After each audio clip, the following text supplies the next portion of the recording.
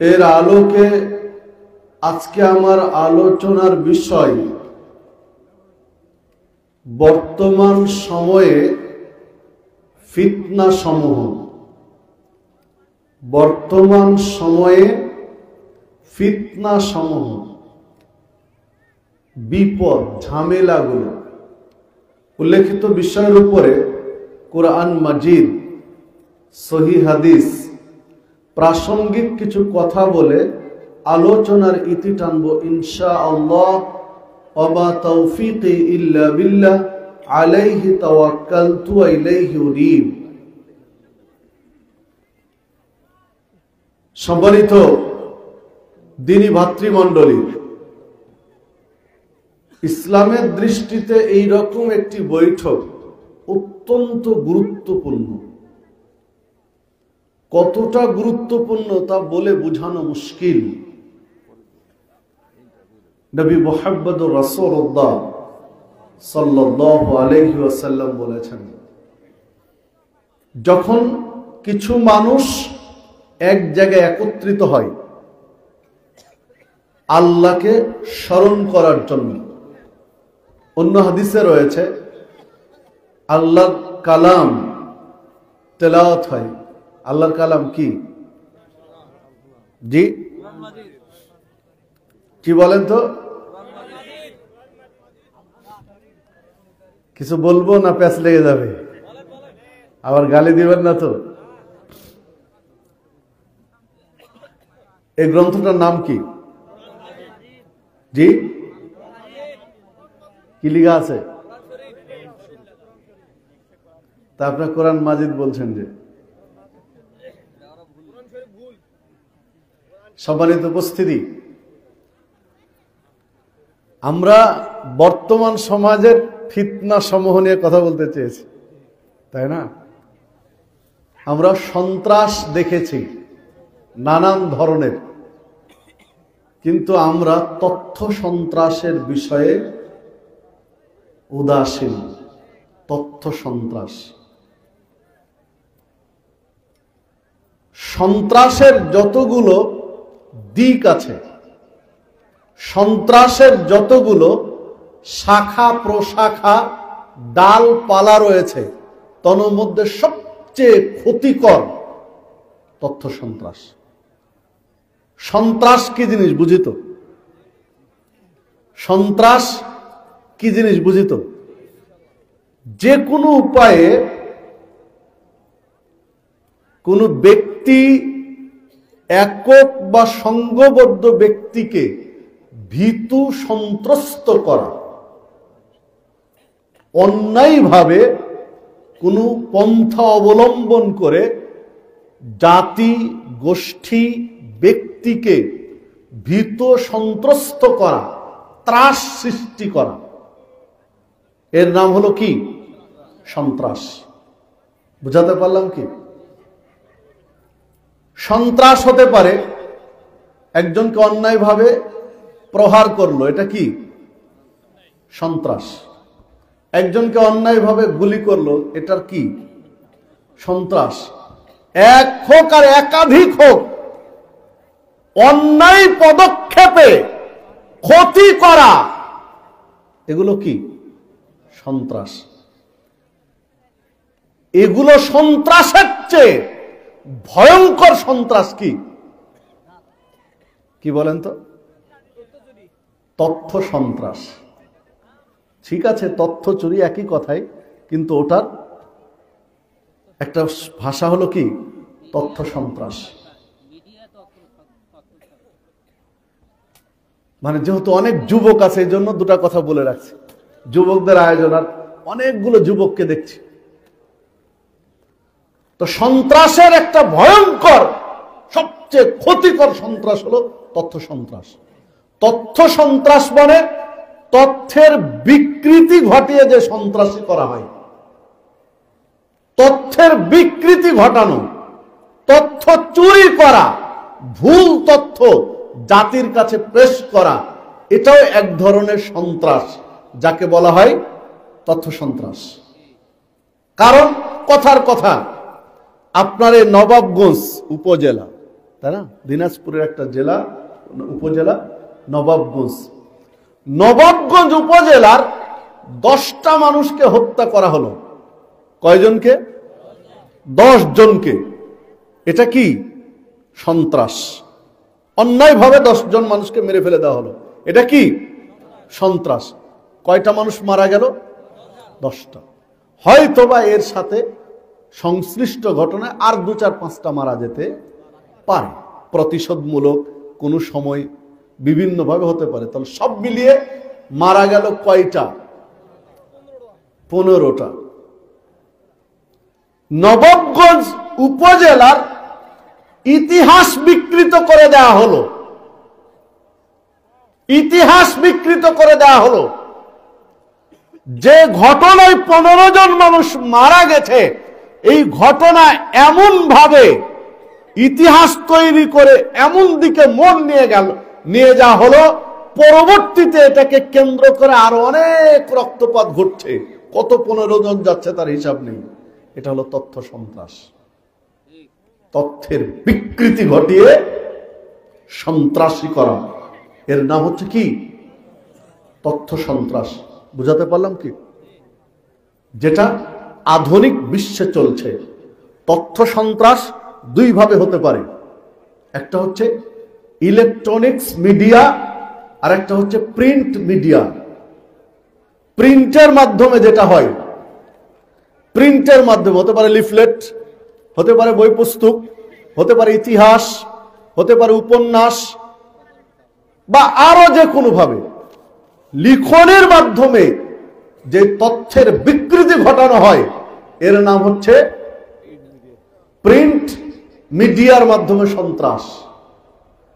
আর electronic মিডিয়ার মাধ্যমে এটা বিভিন্ন ডিভাইস, এই যে মোবাইলে উদ্ভট একটা তথ্য ছড়িয়ে দিয়ে একদম গোলঘাট লাগায় দেওয়া হলো, দেশ জাতি একটা ভুল মেসেজ দিয়ে উল্টা পাল্টা করে দেওয়া হলো। এটা ইলেকট্রনিক্স মিডিয়ার মাধ্যমে তথ্য সন্ত্রাস। এটা টিভিতে হতে পারে, রেডিওতে হতে পারে, আধুনিক বিভিন্ন সামাজিক যোগাযোগ মাধ্যম ডিভাইসগুলোর মাধ্যমে হতে পারে। সম্মানিত উপস্থিতি, তো সম্মানিত উপস্থিতি, তথ্যের বিকৃতির একটা ধারা হচ্ছে এইটা, মানে যেটা বোঝাতে গিয়ে অনেক দূরে চলে গেছে। তথ্যের বিকৃতি এর ধারা হচ্ছে এটা একটা। এই গ্রন্থটা কে দিয়েছেন? আল্লাহ। এটা কার বাণী? আল্লাহর বাণী, আল্লাহ রাব্বুল আলামিনের বাণী। এই গ্রন্থ, যিনি এই গ্রন্থ দিয়েছেন, তিনি যদি এই গ্রন্থের নাম দিয়ে থাকেন, তাহলে তার দেওয়া নামেই এটা ডাকা, তার দেওয়া নামেই এটাকে ডাকা সবচেয়ে উত্তম। আপনি আমি যত সুন্দরী নাম দেই না কেন, যত সুন্দর যত উত্তম নাম আপনি আমি বের করি না কেন, আল্লাহর দেওয়া নামের চেয়ে ভালো নাম এই গ্রন্থের কেউ দিতে পারে না। কারণ আপনার আমার জ্ঞান কি? সীমিত, আর আল্লাহর জ্ঞান অসীম, কোনো সীমা নেই। তো যার জ্ঞানের কোনো সীমাবদ্ধতা নেই, যার জ্ঞানের কোনো শুরু আর শেষ নেই, তিনি যদি এই গ্রন্থের নাম দিয়ে থাকেন, তাহলে আপনার আমার আলাদা নামে ডাকা ঠিক হয় না, তার দেওয়া নামে ডাকাটাই উত্তম হবে। সম্মানিত উপস্থিতি, হ্যাঁ, তিনি যদি এই গ্রন্থের নাম না দিতেন, আমাদের উপরে ছেড়ে দিতেন, তাহলে আপনি আমি নিজের বিবেক বুদ্ধি অনুযায়ী সুন্দর সুন্দর নাম নির্বাচন করে দিতে পারতাম। যিনি এই গ্রন্থ দিয়েছেন মহান রব্বুল আলামিন, যিনি এই গ্রন্থের যার এটা বাণী, তিনি বলেছেন সূরা বাকারায়, যালিকাল কিতাব লা রাইবা ফি, যালিকা আল কিতাব লা রাইবা ফি। এটা এমন একটা আল কিতাব, এটা এমন একটা কিতাব যা সন্দেহের কোনো অবকাশ নেই। আমরা ছাত্র জীবনে পড়াশোনা যখন করতাম, তখন এমনি বন্ধুরা, যদিও কথাটা যৌক্তিক না তেমন ভাবে, হাসি ঠাট্টা করে বলতো বলা বলি করতো বন্ধুরা যে আচ্ছা বলো তো এর মধ্যে কি নাই? আল কোরআনে তো সব আছে, প্রয়োজনীয় মানুষের জীবনে প্রয়োজনীয় যা দরকার সব আছে, তাহলে নাই কি এর ভিতরে? ভুল নাই। কি নাই? ভুল নাই। এর মধ্যে সব ধাঁধার মতো করে ফাজলামি করে বলতাম, যার মধ্যে সব আছে শুধু নাই ভুল নাই, যা আছে সবই সত্য। ওয়াতাম্মাত কালিমাতু রাব্বিকা সিদকান ওয়া আদলা লা মুবাদদিলা লিকালিমাতিহি। আল্লাহ রাব্বুল আলামিন বলছেন ওয়াতাম্মাত কালিমাতু রাব্বিক, তোমার প্রভুর এই কালিমা, তোমার প্রভুর এই বাক্য, তোমার প্রভুর এই শরীয়ত তাম্মাত পরিপূর্ণ। কি দিয়ে পরিপূর্ণ? সিদকান ওয়া আদলা, সততা দিয়ে, ন্যায় নিষ্ঠা দিয়ে, কল্যাণ দিয়ে, ইনসাফ দিয়ে, ন্যায় বিচার দিয়ে পরিপূর্ণ করে দেওয়া হয়েছে। তাম্মাত লা মুবাদদিলা লিকালিমাতিহি, পৃথিবীর কারো সাধ্য নেই যে শরীয়তকে পরিবর্তন করতে পারে, কারো ক্ষমতা নেই। আল্লাহ বলছেন এই কথা। সম্মানিত উপস্থিতি, যিনি এই কালিমাকে পরিপূর্ণতা দিয়েছেন তিনি এই গ্রন্থের নাম দিয়েছেন আল কিতাব। আল্লাহ রাব্বুল আলামিন বলছেন শাহরু রমাযানাল্লাযী উনজিলা ফীহিল কোরআন, উনজিলা ফীহি আল কোরআন। এই রমাজান মাসে নাজিল হয়েছে কি? আল কোরআন। এই গ্রন্থের নাম আল্লাহ কি দিলেন? আল কোরআন। আল্লাহ নাম দিয়েছেন। আল্লাহ রাব্বুল আলামিন সূরা ইয়াসিন 2 নম্বর আয়াতে বলেছেন ইয়াসিন ওয়াল কুরআনিল হাকীম। ওয়াল কুরআনুল হাকীম, বিজ্ঞানময় কোরআনের কসম, শপথ। এই গ্রন্থের নাম আল্লাহ কি দিলেন? কোরআনুল হাকীম। আল্লাহ রাব্বুল আলামিন সূরা ওয়াকিয়ার মধ্যে বলেছেন ইন্নাহু লাকুরআনুন কারীম, নিশ্চয় ইহা কোরআনুল কারীম। কি নাম দিলেন? কোরআনুল কারীম। আল্লাহ রাব্বুল আলামিন সূরা বুরুজের মধ্যে বলেছেন বাল হুয়া কুরআনুম মাজিদ, বরং এটা কোরআন মাজিদ। কি চমৎকার চমৎকার নাম আল্লাহ রাব্বুল আলামিন নির্বাচন করেছেন। কোরআনুল কারীম, কোরআনুল হাকীম, কোরআনুল মাজিদ, আল কোরআন, আল কিতাব, আল ফুরকান। আল্লাহর এতগুলো সুন্দর সুন্দর নাম যা তিনি দিয়েছেন, আল্লাহর দেওয়া এতগুলো সুন্দর সুন্দর নাম এই কোরআনের পছন্দ হয়নি বাঙালিদের, ওনারা আরেকটা রেখেছেন কি? কোরআন শরীফ। প্যাঁচটা কোথায় লেগেছে জানেন? কোরআন শরীফ কি সুন্দর করে লাগানো আছে না? কোরআনের মলাটে সুন্দর করে লিখানো আছে নাকি? কোরআন শরীফ, খানকা শরীফ, মাজার শরীফ, দরগা শরীফ। কি শরীফের পার্থক্য কোথায়? একই বানান, একই শব্দ, একই টার্ম নিয়ে এসেছে, সব শরীফ একই কার মিলে দেয়। আর ওই শরীফ তো এখন শরীফ থেকে শরীফা হয়ে গেছে, ইজ্জত পাংচার হয়ে গেছে সব। শরীফ আর শরীফ নাই, এখন কি শরীফা হয়ে গেছে। সম্মানিত উপস্থিতি, যে কথা বলছিলাম, কোন মাজারে লেখা নাই মাজার করিম লেখা আছে কি? মাজার মাজিদ লেখা আছে কি? নাই। আল্লাহর দেওয়া নামে ডাকেন, প্যাঁচ কম লাগবে। নিজেরা নাম রেখেছেন, এখন শরীফ, সব খানকা, মাজার, দরগা সব তো হয়েছে, এখন শরীফ শরীফ হয়ে গেছে। সম্মানিত উপস্থিতি, আল্লাহ রাব্বুল আলামিনের, আমি যেটা বলতে গিয়ে পিছনে চলে গেছিলাম যে সন্ত্রাস কোন জায়গায়, তথ্য সন্ত্রাস, তথ্যের বিকৃতি, ফিতনা কোন পর্যায়ে গিয়েছে, এগুলোর পিছনেও সূক্ষ্ম সূক্ষ্ম ষড়যন্ত্র আছে। ঈমানের রুকন কয়টি? একটু বুঝে বলতে হবে। ঈমানের রুকন কয়টি? জি,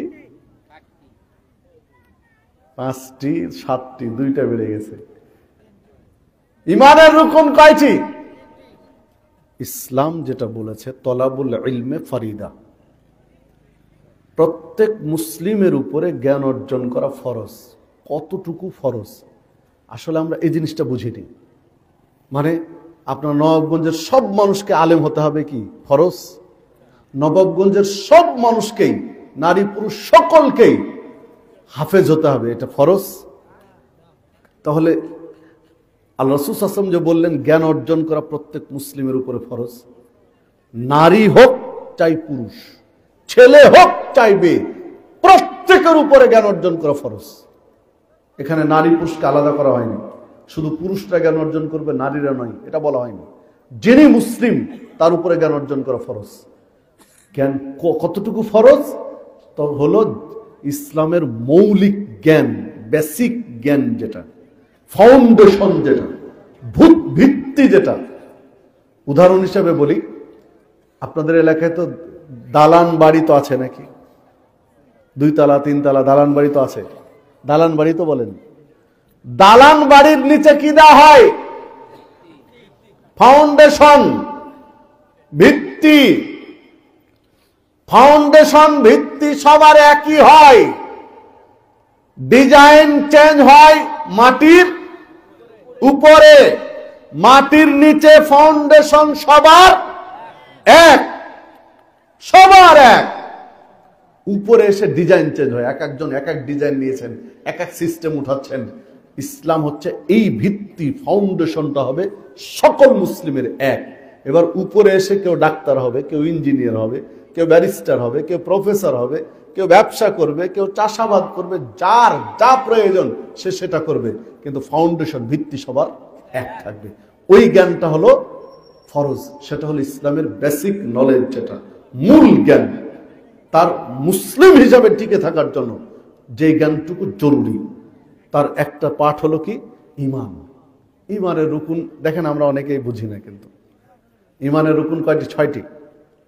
ঈমানের রুকুন 6টি। এগুলো আজ আবার অনেক সময় ভালো লাগে না, মানুষের অনেক সময় এগুলো ভালো লাগে না, মানে এগুলো কথায় তো রসকস নাই। মানুষ কেচ্ছা কাহিনী শুনতে অভ্যস্ত, একটু সুর দিয়ে এদিক ওদিক টান মান দিলে তখন ভালো লাগে। ঈমানের রুকুন 6টি। কয়টি? 6টি।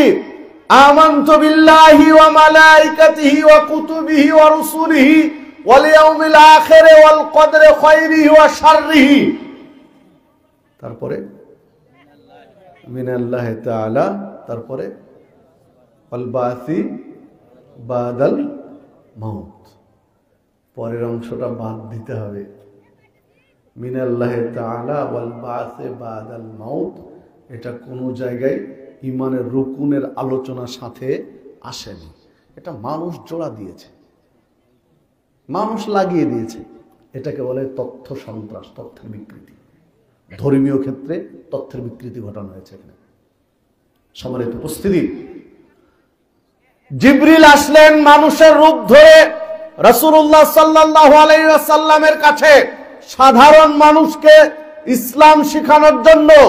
জিবরিল মানুষের রূপ ধরে এসে বললেন মাল ঈমান, হে আল্লাহ রাসূল সাল্লাল্লাহু আলাইহি ওয়াসাল্লাম বলেন ঈমান কি? তখন আল্লাহ রাসূল সাল্লাল্লাহু আলাইহি ওয়াসাল্লাম বললেন আনতু উমিরা বিল্লাহি ওয়া মালাইকাতিহি ওয়া কুতুবিহি ওয়া রুসুলিহি ওয়াল ইয়াউমিল আখির ওয়া তুমিনা বিল কদরি খায়রিহি ওয়া শাররিহি। ক্বালা সাদাকতা। আল্লাহ রাসূল সাল্লাল্লাহু আলাইহি ওয়াসাল্লাম বললেন, যখন কে প্রশ্ন করেছেন? জিবরিল আলাইহিস সালাম। কার রূপ ধরে? মানুষের রূপ ধরে এসেছেন। তাহলে মানুষ তো ভয় পেতে পারে যে কোনো কারণে, হিকমত আল্লাহ ভালো জানেন। আল্লাহ রাসূল সাল্লাল্লাহু আলাইহি ওয়াসাল্লামের কাছে এসে বললেন ঈমান কি জিনিস? তখন বললেন আল্লাহ রাসূল সাল্লাল্লাহু আলাইহি ওয়াসাল্লাম যে তুমি আল্লাহর প্রতি ঈমান আনবে, বিশ্বাস স্থাপন করবে, ফেরেশতাদের প্রতি ঈমান আনবে, রাসূলগণের উপরে ঈমান আনবে, কিতাব সময়ের উপরে ঈমান আনবে, আখিরাতের উপরে ঈমান আনবে, তাকদীরের ভালো এবং মন্দের উপরে ঈমান আনবে। তখন প্রশ্নকারী বলছেন সাদাকতা, আপনি সত্য বলেছেন। সম্মানিত উপস্থিতি, তাহলে এখানে মানে ঈমানের 6টি রুকুনের মূল পাঠ কিন্তু এখানে রয়েছে। এখানে কি মিনাল্লাহি তাআলা ওয়াল বা'থি বাদাল মাউত এগুলো কিছু আছে? এগুলো মানুষ যোগ দিয়েছে, এগুলো মানুষ যোগ দিয়েছে, তথ্যের বিকৃতি ঘটিয়েছে। সম্মানিত উপস্থিতি, দেখুন ঈমানের রুকুন 6টি আর ইসলামের রুকুন 5টি: কালেমা, সালাত, সিয়াম, হজ, জাকাত। কালিমা, হজ, জাকাত। কালিমা, হজ, জাকাত। যা ছিল 1500 বছর আগে তাই আছে। সালাত হয়ে গেছে রোজা, সিয়াম হয়ে গেছে না, সালাত হয়ে গেছে নামাজ, সিয়াম হয়ে গেছে রোজা। তথ্যের বিকৃতি ঘটেছে। দেখেন, ইবাদতটার নাম সালাত, এটা কে রেখেছেন? এই ইবাদতের নাম সালাত আল্লাহ রেখেছেন। আকিমুস সালাহ, সালাত কায়েম করো। ইবাদতের নাম সালাত, আল্লাহ সুবহানাহু রেখেছেন। সম্মানিত উপস্থিতি, এই ইবাদতের নাম সিয়াম, কে রেখেছেন? আল্লাহ রেখেছেন। সম্মানিত উপস্থিতি, এই যে এগুলো হচ্ছে তথ্যের বিকৃতি। মুসলিমদের মধ্যে ধর্মীয় ক্ষেত্রে তথ্যের বিকৃতি ঘটানো হয়েছে। এটা একটা ফিতনা। শুধু এই রকম নয়, এরকম অনেক ফিতনা রয়েছে তথ্যের বিকৃতির মাধ্যমে। তথ্যের বিকৃতি ঘটানো আছে। যদি আপনারা রাগ না করেন তো আরেকটা তথ্যের বিকৃতি আপনাকে দেখায়। রাগ করবেন না তো? ফরজ সালাতের পরে সম্মিলিত মোনাজাত নিয়ে দ্বন্দ্ব তো সারা দেশে আছে নাকি? আপনাদের এলাকায় তো থাকার কথা। সারা দেশে কম বেশি আছে, প্রায় মসজিদে কম বেশি আছে। কোন মসজিদে ফরজ সালাত ছেড়ে দেওয়ার লোকের সংখ্যা বেশি, কোন মসজিদে ফরজ সালাতের পরে সম্মিলিত মোনাজাত করার সংখ্যা বেশি। কেউ চাপে পড়ে করে না, কেউ চাপে পড়ে করছে। এই তো ফিতনা তো এখানে। দেখুন, একটি হাদিস গ্রন্থে রেফারেন্স দেওয়া হয়, মুসান্নাফ ইবনে আবি শাইবা। ওই গ্রন্থের রেফারেন্সে বলা হয়, নবী মুহাম্মদ সাল্লাল্লাহু আলাইহি ওয়াসাল্লাম ফজরের সালাত জামাতে আদায় করলেন, সালাম ফিরালেন, সাহাবীদের দিকে মুখ করে বসলেন, ওয়ারাফা ইয়াদাইহি দা, দুই হাত তুললেন এবং মোনাজাত করলেন। এই যে ফরজ সালাতের পরে মোনাজাতের দলিল। শুনেছেন কি হাদিস? শোনার কথা, অনেকেরই শোনার কথা। সম্মানিত উপস্থিতি, তথ্যের বিকৃতিটা হলো এখানে যে এটার যে মূল গ্রন্থ, এর যে মূল গ্রন্থ মুসান্নাফ ইবনে আবি শাইবা, ওইখানে সবই ঠিক আছে, কিন্তু শেষের কথাটা নেই, রফা ইয়াদাইহি দা, এই কথাটা নেই। এটা জোড়া দিয়েছে। কে বা কারা দিয়েছে? যার স্বার্থ ছিল সে লাগিয়ে দিয়েছে। ফিতনা দেখেন, ফিতনা দেখেন। আবু দাউদের 102 নম্বর পৃষ্ঠা। কঠিন হয়ে যাচ্ছে কি? আরো কিছু ফিতনা আপনাকে দেখাতে চাই। ধর্মীয় ক্ষেত্রে ফিতনা গুলো দেখেন। 102 নম্বর পৃষ্ঠা আবু দাউদের। রাসূলুল্লাহ সাল্লাল্লাহু আলাইহি ওয়াসাল্লামের সাহাবী উমর রাদিয়াল্লাহু আনহুর যুগে উমর রাদিয়াল্লাহু আনহু দুইজন সাহাবীকে দায়িত্ব দিলেন, উবাই ইবনে কাব এবং তামিম আদ-দারিকে তারাবির সালাত জামাতে আদায় করে পড়াবে, তার ইমামতি করার জন্য। উবাই ইবনে কাব, তামিম আদ-দারি। উবাই ইবনে কাব, তামিম আদ-দারি দুইজন মিলে ভাগাভাগি করে দিলেন রমাজানের তারাবি কে কয় রাকাত পড়াবেন। সেইখানে ভাগে পড়ল একজনের, উনি বলছেন ইউসাল্লি লাহুম, দুইজনের একজন বলছেন ইউসাল্লি লাহুম, আমি মুসল্লিদেরকে নিয়ে সালাত আদায় করলাম তারাবির 20 লাইলাতান। 20 মানে 20, লাইলাতান মানে রাত।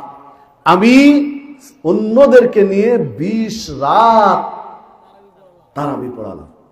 একজন বলছেন, তাহলে বাকি 10 রাত আরেকজন পড়িয়েছেন। অন্য 10 রাত আরেকজন পড়িয়েছেন, ইনি পড়িয়েছেন 20 রাত। ওনার কথাটা উনি বলছেন যে ইউসাল্লি লাহুম, আমি তাদেরকে নিয়ে সালাত আদায় করেছি 20 লাইলাতান, 20 রাত।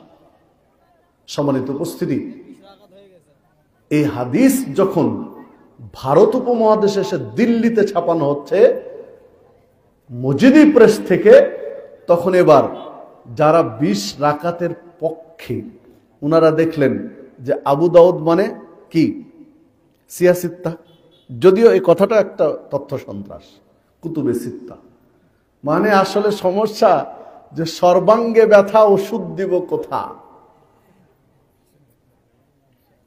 ব্যথার জন্য আর বাম, রকেট বাম নাকি বলে,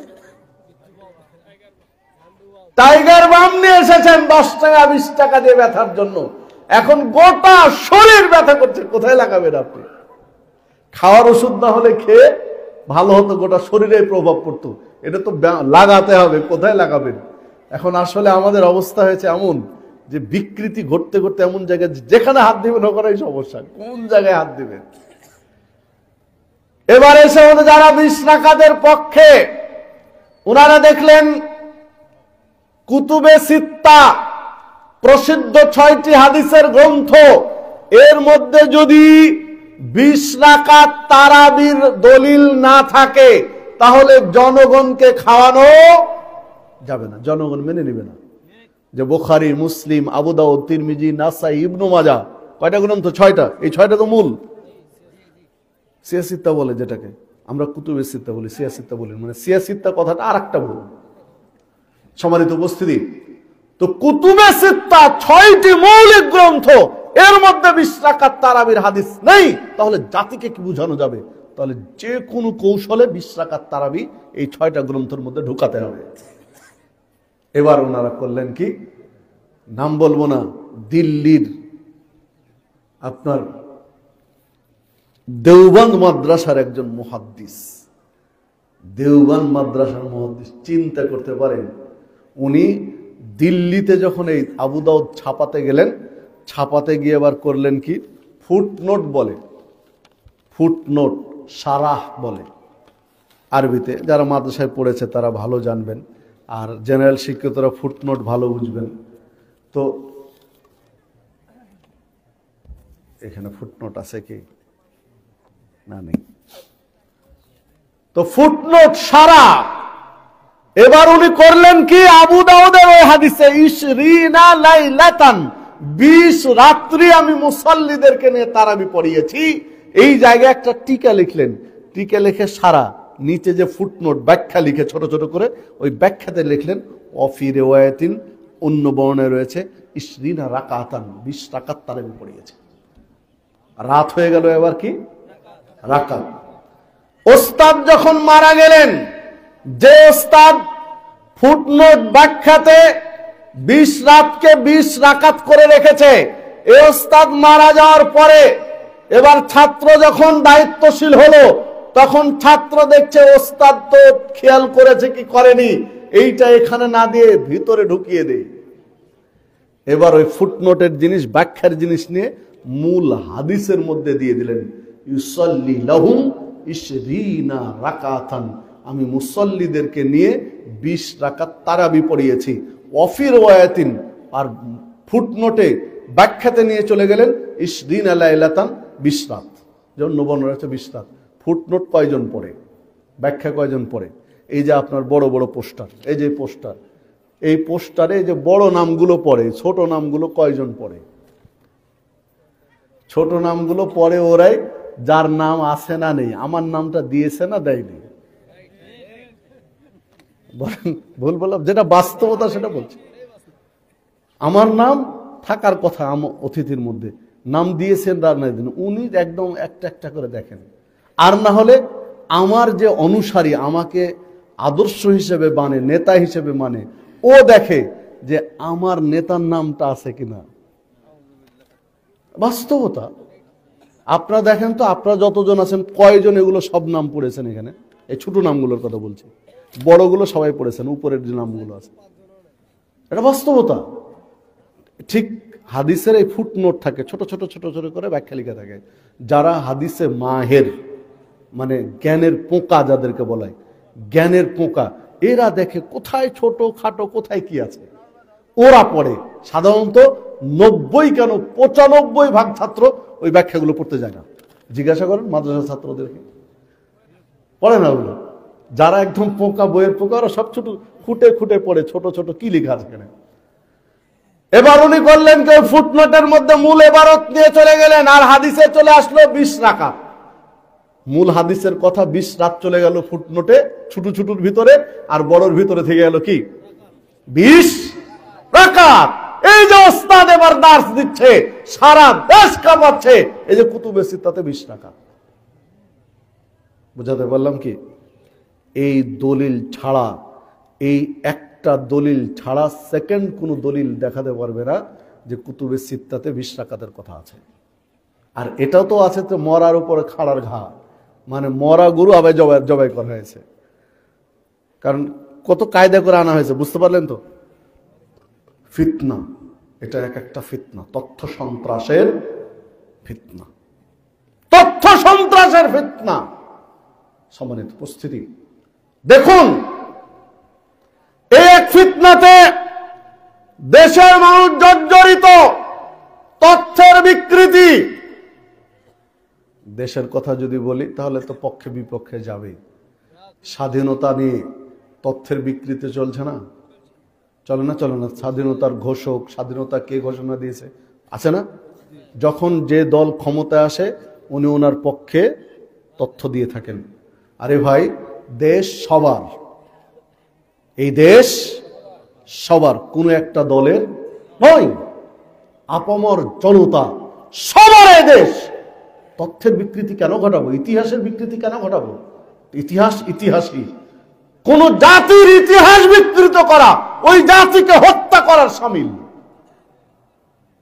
কারণ ভুল ইতিহাস পড়বে, ভুল ইতিহাস পড়ে পরবর্তী প্রজন্ম, পরবর্তী জেনারেশন ভুল ইতিহাসের প্রতি গড়ে উঠবে, ওরা সঠিক ইতিহাস জানতে পারবে না।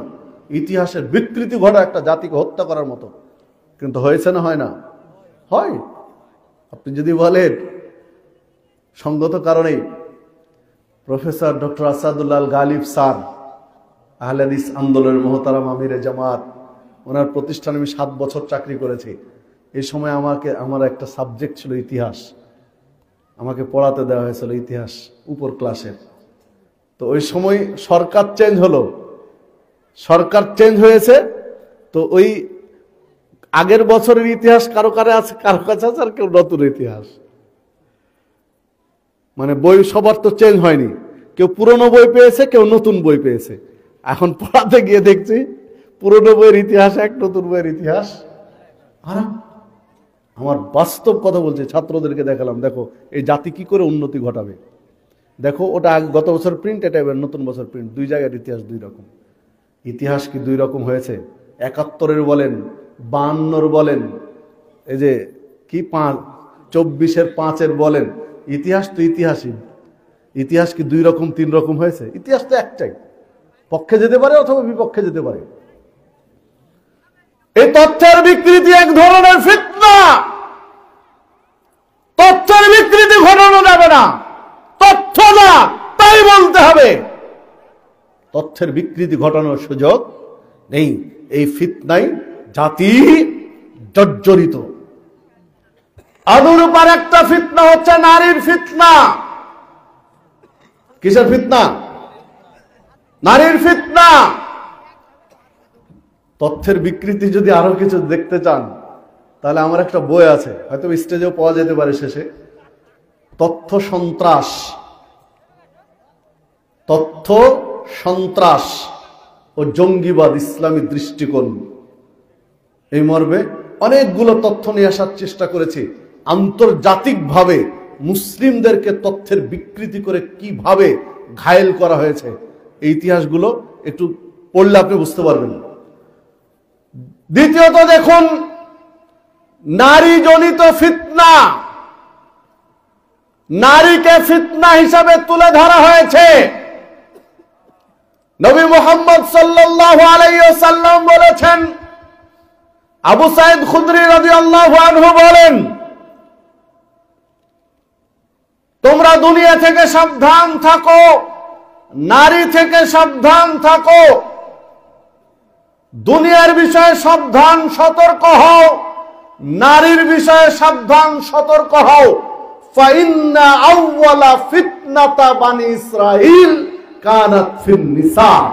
ফিতনা বলেছেন, বানি ইসরাইলের প্রথম ফিতনা ছিল নারী ঘটিত ফিতনা। নারীর ফিতনায় বানি ইসরায়েলের মতো একটা কওম ধ্বংস হয়ে গেছে। মুসলিম উম্মাকে, উম্মতে মুহাম্মাদিকে আল্লাহ রাসূল সাল্লাল্লাহু আলাইহি ওয়াসাল্লাম সাবধান করলেন যে তোমরা যদি ধ্বংস থেকে বাঁচতে চাও তাহলে নারীর ফিতনা থেকে বাঁচো। সহিহ মুসলিম 7124 নম্বর হাদিস। এটি আন উসামা ইবনে যায়েদ রাদিয়াল্লাহু আনহু قال, উসামা ইবনে যায়েদ রাদিয়াল্লাহু আনহু বলেন, قال রাসূলুল্লাহ সাল্লাল্লাহু আলাইহি ওয়াসাল্লাম, রাসূলুল্লাহ সাল্লাল্লাহু আলাইহি ওয়াসাল্লাম বলেছেন, মা তারাকতু বাদি ফিতনাতান, মা তারাকতু বাদি ফিতনাতান আদাররা আলার রিজাল মিনান নিসা, আমি পরবর্তী পুরুষদের জন্য নারীর ফিতনার চেয়ে বড় কোনো ফিতনা রেখে যায়নি। মানে পুরুষদের জন্য পৃথিবীতে সবচেয়ে বড় ফিতনার নাম হচ্ছে কি? নারী। সহিহ বুখারীর 5096 নম্বর হাদিস। এটি সহিহ মুসলিমের 7114 নম্বর হাদিস। এটি হাদিস সহিহ বুখারী মুসলিমের আপনি উল্টিয়ে ধরতে পারবেন না, অস্বীকার করবেন কি করে? নারী হচ্ছে পুরুষদের জন্য সবচেয়ে বড় ফিতনা। দেখুন, শয়তান পুরুষদেরকে শিকার করার জন্য, শয়তান কিন্তু আল্লাহর সাথে চ্যালেঞ্জ ছুড়ে রেখেছে। যখন আল্লাহ রাব্বুল আলামিন আদম আলাইহিস সালামকে সৃষ্টি করলেন, সৃষ্টি করার পরে ফেরেশতাদেরকে বললেন আদমকে সিজদা করো, সারা দুনিয়ার ফেরেশতারা সিজদা করলো, করেনি শুধু ইবলিস। তখন ইবলিসকে আল্লাহ রাব্বুল আলামিন ধমক দিয়ে বলেছিলেন সেই দিন, হে ইবলিস, মা মানাকা আন তাসজুদা লিমা খালাকতু বিয়াদাইয়া, ইবলিস, আমি যাকে দুই হাত দিয়ে সৃষ্টি করলাম তাকে সিজদা করতে তোকে কে নিষেধ করলো? কেন তুই সিজদা করলি না? আদম আলাইহিস সালামকে আল্লাহ ধমক দিলেন। শেষ পর্যন্ত আল্লাহ রাব্বুল আলামিন তাকে অভিশাপ দিলেন, বের করে দিলেন, জান্নাত থেকে বহিষ্কার করলেন। তখন ইবলিস আল্লাহ রাব্বুল আলামিনের কাছে চাইল, আল্লাহ তুমি আমাকে অভিশাপ দিয়ে বের করে দিলে, ঠিক আছে আমি তোমার কাছে আর দুইটা ফরিয়াদ জানাই, আবেদন করি, তুমি দুইটা জিনিস আমাকে দাও। আল্লাহ বলেন ঠিক আছে, তোর কি চাওয়া পাওয়া বল। ফের তখন আজাজিল শয়তান ইবলিস বলল যে আল্লাহ তুমি আমাকে কিয়ামত পর্যন্ত হায়াত দাও, আদম সন্তানের শেষ ব্যক্তি বেঁচে থাকা পর্যন্ত যেন আমি হায়াত পাই। আল্লাহ রাব্বুল আলামিন বললেন ঠিক আছে যা, তোকে হায়াত দিয়ে দিলাম, একেবারে কিয়ামত পর্যন্ত তুই বেঁচে থাকবি। এবার বল তোর দ্বিতীয় কি চাওয়া পাওয়া? তো ইবলিস বলল যে আল্লাহ তুমি আমাকে মানুষের শিরায় উপশিরায় চলার ক্ষমতা দাও, এমন পাওয়ার দাও, শক্তি দাও, মানুষের শিরায় উপশিরায় রন্ধ্রে রন্ধ্রে রক্ত কণিকায় যেমন আমি চলে বেড়াতে পারি।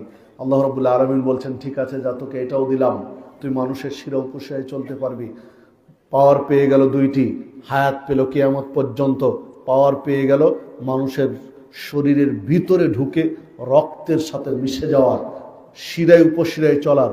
তখন এবার ইবলিস বলছে আল্লাহ এই আদমের জন্য আমি জান্নাত থেকে বহিষ্কৃত হলাম, এই আদমের জন্য আমি জাহান্নামের খড়ি হতে বাধ্য হলাম, এই আদমের সন্তানরা বনু আদমেরা কি করে জান্নাতে যায় দেখে নেব, এদেরকে জাহান্নামের খড়ি বানিয়েই ছাড়বো। চ্যালেঞ্জ করে দিল, এই আদমের জন্য আমি জান্নাত থেকে বহিষ্কৃত হয়ে জাহান্নামের খড়ি হলাম, এই আদমের সন্তানদেরকে জান্নাত কি করে যায় আমি দেখে নেব, এদেরকে সব জাহান্নামের খড়ি বানিয়ে ছাড়বো। তখন আল্লাহ রাব্বুল আলামিন বললেন ঠিক আছে যা, তবে সলেহ বান্দা যারা, আমার সৎ বান্দা যারা, তাদেরকে তুই পারবি না, যা। আল্লাহ চ্যালেঞ্জ ছুড়ে দিলেন। এই যে দেখেন ইবলিসের লড়াই, মিশন, মিস্টার ইবলিসের এজেন্ডা সেই দিন থেকে চলছে যে আদম সন্তানকে সহজে জান্নাতে যেতে দেব না, কি করে যায় দেখে নেব। দেখেন ওর জায়গায় থেমে নেই, একেবারে ঠান্ডা মেজাজে ওর মিশন চালাচ্ছে। উদাহরণ দেব আপনাকে, দেখেন নবী মুহাম্মদ সাল্লাল্লাহু আলাইহি ওয়াসাল্লাম বলেছেন যখন কিছু মানুষ এক জায়গায় একত্রিত হয়, বৈঠক শেষ পর্যন্ত উপস্থিত রয়েছে, যখন বৈঠক শেষ, ওয়ানাদা মুনাদিম মিনাস সামা, আসমান থেকে আল্লাহ ডাক দেন ওই মানুষগুলোকে যারা শেষ পর্যন্ত আছে, ডাক দিয়ে বলেন কুমু, এবার তোমরা দাঁড়াও, উঠো, মাগফুরান লাকুম, তোমাদের পাপ ক্ষমা হয়ে গেছে, যাও। দ্বিতীয় কথা বলেন ফাকাদ বুদ্দিলাত সাইয়্যাতুকুম হাসানাত, তোমাদের যত পাপ ছিল সমস্ত পাপকে আল্লাহ নেকিতে পরিণত করে দিয়েছেন, যাও। চিন্তা করতে পারেন, কোরআন এবং সুন্নাহর একটা দ্বীনি বৈঠকে থাকলে আল্লাহ সমস্ত পাপ কোন পর্যন্ত থাকলে? শেষ পর্যন্ত সব পাপ ক্ষমা করে দিয়ে পাপগুলো কি করে দেন? নেকি করে দেন। একটা বান্দার যদি সব পাপ ক্ষমা হয়ে পাপ নেকি হয়ে যায়, তো মানুষটা যাবে কোথায়? জান্নাতে। ইবলিস দেখে যে মানুষগুলো শেষ পর্যন্ত দ্বীনি বৈঠকে আছে, কোরআন হাদিসের বৈঠকে, এই লোকগুলো তো পাপ ক্ষমা নিয়ে পাপ নেকি নিয়ে জান্নাতে চলে গেল, যত দ্রুত পারো উঠিয়ে নিয়ে যাও। এটা তার মিশন। যত দ্রুত পারো, যত জনকে পারো মাহফিল শেষ হওয়ার আগে তুলে নিয়ে যাও। মাহফিল শেষের আগে যদি তুলে নিয়ে যেতে পারো, অন্তত পাপ ক্ষমা হলো না, তার পাপগুলো তার নেকি তো হলো না, যতটুকু শুনেছে ততটুকু পাপ পাবে, কিন্তু ক্ষমা তো পেল না, নেকি থেকে তো বঞ্চিত হলো। উঠাও, এটা তার মিশন। একটা যাত্রা প্যান্ডেল করেন, একটা গান বাজনার অনুষ্ঠান করেন, রাত 1টা কি 2টা কি আর 3টা কি খুতবা, জুমার খুতবা, এটা তো রাতের কথা বলছি, জুমার খুতবা দিনের বেলা না? জুমার খুতবা দিনের বেলা 12:30টায় একটা আধা ঘন্টা 40 মিনিট 45 মিনিটের খুতবায় 3 ভাগের 1 ভাগ মানুষ মুরগির মতো টুপটুপ করে ঢোলে না, ঝিমাচ্ছে, মুরগির মতো ঝিমাচ্ছে, টুপটুপ করে হচ্ছে। অথচ রাত 3টায় যাত্রা প্যান্ডেলের পালাগান হচ্ছে, চোখের পাতা পর্যন্ত পড়ে না, চোখের পাতা পর্যন্ত বন্ধ হয় না। কোন শক্তি তার এই চোখের পাতায় ভাবে ধরে রেখেছে? মিস্টার ইবলিস। কারণ ওইখানে একটা সেকেন্ড যদি ঘুমিয়ে যায়, যাত্রা প্যান্ডেলে 1 মিনিট যদি ঘুমিয়ে যায়, তাহলে 1 মিনিট তার পাপ কমে গেল। ঘুমাতে দেওয়া যাবে না, চোখ খোলা রাখতে হবে, যেন প্রত্যেকটা মুহূর্তে তার পাপের পাল্লা ভারী হতে পারে। আর মসজিদে খুতবা শুনছে মানে হেদায়েত পাচ্ছে, হেদায়েত পাচ্ছে মানে নেকি বেড়ে যাচ্ছে। এখানে যত ঘুমাতে পারবে তত নেকি থেকে বঞ্চিত হবে। এটা মিস্টার ইবলিসের ভীষণ এজেন্ডা। বুঝতে পারেন না ও কোন জায়গায় হাত দেয়? সম্মানিত উপস্থিতি, যে কথা বলছিলাম, এই ইবলিস মানুষকে শিকার করার জন্য, মানুষকে ভুল পথে নিয়ে যাওয়ার জন্য, মানুষকে পাপের সাগরে ভাসানোর জন্য টোপ হিসাবে ব্যবহার করে নারী জাতিকে। টোপ বুঝেন তো? টোপ, জি, মাছ ধরার বড়শি ফেলে যেখানে, ওখানে আগে টোপ দেওয়া লাগে। কারণ মাছকে কি করার জন্য? আকর্ষণ করার জন্য। খাবারের লোভে, খাবারের আশায় আসবে, আর ওখানে বড়শি ফেলে ওকে তুলবে।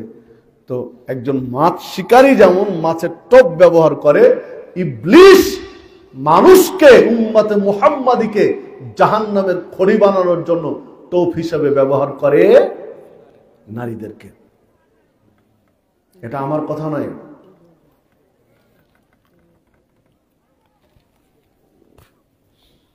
এটা নবী মুহাম্মদ সাল্লাল্লাহু আলাইহি ওয়াসাল্লাম 1500 বছর ইঙ্গিত দিয়েছেন। 1500 বছর আগে,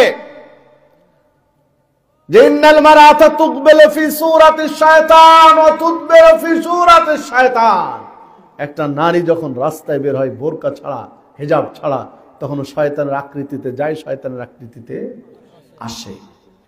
হাদিস সহিহ। আপনি কোন দিকে নিয়ে যাবেন?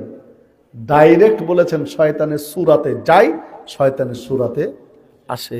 বেপর্দা নারী বেশি না পর্দানশীল নারী বেশি? মা বোনেরা তো শুনছে আলোচনা নাকি? মা বোনদের দৃষ্টি আকর্ষণ করছি, আপনারা কথা বলছেন, এটা নেহায়েত অন্যায়। এই যে শুরুই তো করেছি মা বোনদের কথা, মা বোনদের দৃষ্টি আকর্ষণ করছে, আপনারা একটু খেয়াল করে শুনবেন। রাসূলুল্লাহ সাল্লাল্লাহু আলাইহি ওয়াসাল্লাম বলছেন, নারীরা যখন রাস্তায় বের হয়, পর্দা ছাড়া, হিজাব ছাড়া, বোরকা ছাড়া যখন একটা মেয়ে রাস্তায় বের হয়, কার সূরাতে বের হয়? আসে কার সূরাতে? শয়তানের। এক অন্য হাদিসে রয়েছে রাসূলুল্লাহ সাল্লাল্লাহু আলাইহি ওয়াসাল্লাম বলছেন, মা রাআইতু মিন নাকিসাতি আকলিন ওয়া দাইনিন আযহাবা লিলুব্বির রাজুলিল আদম মিন ইহদাকুন্না। নারীদের বৈঠকে বলছেন, ও নারী, তোমরা বুদ্ধিতে কম, পুরুষের চেয়ে তোমাদের জ্ঞান কম, পুরুষের চেয়ে তোমাদের ধর্ম পালন দ্বীনদারিতা কম, অথচ একজন জ্ঞানী শিক্ষিত সচেতন পুরুষকে তোমরা যত দ্রুত ঘায়েল করতে পারো, নিজের বশে আনতে পারো, নিজের কন্ট্রোলে আনতে পারো, আর কেউ পারে আমি জানি না, দেখিনি। কে বলছেন? নবী মুহাম্মদ সাল্লাল্লাহু আলাইহি ওয়াসাল্লাম বলছেন যে একটা পুরুষকে, পাগল ছাগল পুরুষকে না, লিলুব্বির রাজুলিল হাজিম, মানে একদম জ্ঞানী পুরুষকে, বুদ্ধিমান পুরুষকে একটা নারী যত দ্রুত তার বশে আনতে পারে, তার কন্ট্রোলে আনতে পারে, তার নিয়ন্ত্রণে আনতে পারে, আর কেউ পারে আমি জানি না। সহিহ বুখারীর 304 নম্বর হাদিস এটি, সহিহ মুসলিমের 250 নম্বর হাদিস এটি। সম্মানিত উপস্থিতি, হাদিস সহিহ বুখারী মুসলিমের। একটা পুরুষকে ঘায়েল করার জন্য নারীর চেয়ে বড় অস্ত্র আর নেই। শয়তান এই কাজে লাগিয়েছে, শয়তান এটাই কাজে লাগিয়েছে। দেখুন, নবী মুহাম্মদ সাল্লাল্লাহু আলাইহি ওয়াসাল্লাম বলেছেন, আল মারাতু আওরাতুন, নারী হচ্ছে ঢেকে রাখার বস্তু, নারীকে ঢেকে রাখতে হবে। ফাইদা খরাজাত ইস্তাসরাফা শয়তান, যখন নারী রাস্তায় বের হয় ল্যাংটা হয়ে, উলঙ্গ হয়ে, অর্ধনগ্ন হয়ে, বোরকা ছাড়া, হিজাব ছাড়া, পর্দা ছাড়া, তখন শয়তান তাকে নগ্নতার প্রতি উস্কিয়ে দেয়, ক্ষিপ্ত করে তোলে। বাড়ি থেকে বের হলেই শয়তান পিছু নেয় যে তুমি একটু সেজে গুজে, তুমি একটু মেকআপ করে সুন্দর হয়ে বের হও, মানুষ তোমার দিকে দেখবে। এই প্ররোচনাগুলো, এই অস্বস্যাগুলো, এই কুমন্ত্রণগুলো কে দেয়? শয়তান। ওই যে টোপ হিসেবে ব্যবহার করে নারীদেরকে। সম্মানিত উপস্থিতি, আপনি চিন্তা করতে পারেন, পুরুষ নারী একসাথে মসজিদে সালাত চলছে, পুরুষ মুসল্লি সামনে আছে, মহিলা মুসল্লি পিছনে বা বারান্দায় বা ঘিরার মধ্যে আছে, ইমাম ভুল হয়ে গেছে, পুরুষ মুসল্লি বুঝতে পেরেছে, তাহলে কি বলবে? সুবহানাল্লাহ। মুসল্লিদের পক্ষ থেকে সালাতে যদি সুবহানাল্লাহ আওয়াজ আসে, তো ইমাম বুঝতে পারবেন তার ভুল হয়েছে। উনি কি করবেন? সংশোধন করে নেবেন, তাই না? পুরুষ মুসল্লি ভুল বুঝতে পারেনি, ভুল ধরেছে, বুঝতে পেরেছে মহিলা মুসল্লিরা পিছনে, তারা কি করবে? তালি দিবে। পিছনে যদি তালি বাজে, তাহলে ইমাম বুঝবেন সালাত কেরাতে না, সালাতে ভুল হয়ে গেছে, সালাতে ভুল হয়ে গেছে, উনি সংশোধন করবেন।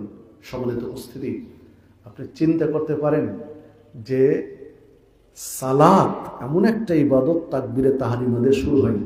তাকবীরে তাহরিমা মানে পৃথিবীর সব কাজ হারাম, আর কিছুই করা যাবে না। এখন সালাতের যে নিয়মকানুন সেটাই করতে হবে। কতক্ষণ? এলা তাসলিম, সালাম ফিরানো পর্যন্ত। সালাম মানে শান্তি, মানে হারাম থেকে এবার শান্তির জগতে চলে আসলো সালামের মাধ্যমে।